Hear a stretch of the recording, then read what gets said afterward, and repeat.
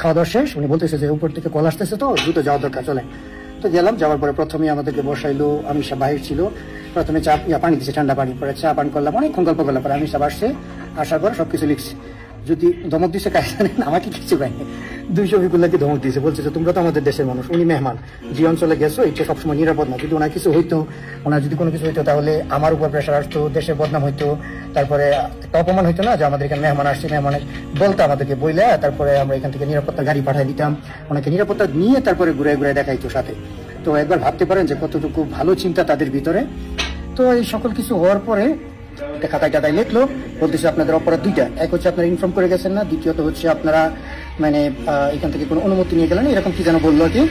বলার পরে একটা কাগজ দিল, তারপরে গেলাম আদালতে গেছি। পরে যখন বাংলাদেশি শুনছি, শুনে যে কি খুশি, এক মুরব্বী যিনি সবকিছু লিখতেছিল, উনি মানে উর্দু বলতে পারে, তো ওনার সাথে অনেকক্ষণ গল্প করলাম, ওইখানে চা পান করাইলো, আবার ধমকও দিয়েছে 200 বিকুলারে যে তোমরা দেশের মানুষ হয়ে এই কাজ করলা, যেটার জন্য মানে দেশে বদনাম হইতে পারতো। পরে আমরা বললাম যে আমরা আসলে সকালে পথ দিয়ে গেছি, কোনো চেকপোস্ট দেখি নাই, কোনো কিছু দেখি নাই, কারণ আমরা কিভাবে বুঝবো যে এখানে যাইতে হলে নিরাপত্তা লাগে। অনেকক্ষণ বোঝানোর পরে, গল্প টল্প করার পরে তারপরে মানে বলতেছে যে শরিয়া মানি হচ্ছে যে উদারতা, রাসূল সাল্লাল্লাহু আলাইহি ওয়াসাল্লাম আমাদেরকে শিক্ষা দিছে।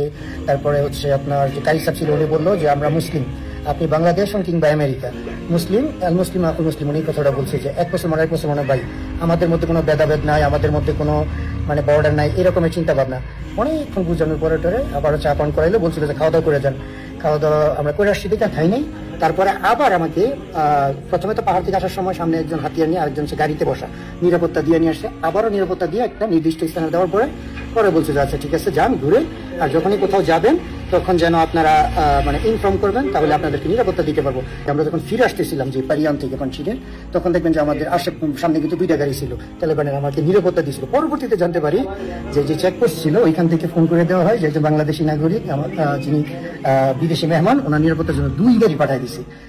তো সবকিছু মিলিয়ে না মানে মনের ভিতরে একটা জিনিস মানে চিন্তা তৈরি হয় যে নিরাপত্তা কারা দেয়, যারা হচ্ছে নিরাপত্তা কর্মী, যারা হচ্ছে পুলিশ আর্মি, তারা তো আসলে তালেবানকে না মানে পৃথিবীতে একটা মানে দানব আকারে দেখানো হয়েছে, কিন্তু বাস্তবতা হচ্ছে তারা হচ্ছে বর্তমান আর্মি। আমাদের দেশে যেমন বাংলাদেশ আর্মি আছে, অন্যান্য দেশে যেমন আর্মি আছে, তারা হচ্ছে বর্তমান আর্মি। তাদের কাজ হচ্ছে দেশের নিরাপত্তা নিশ্চিত করা। বাকি আপনি যা করেন, শরিয়া আইন বলতে যেভাবে বলা হয়েছে আসলে এরকম কিছুই না, জাস্ট একটা আইন।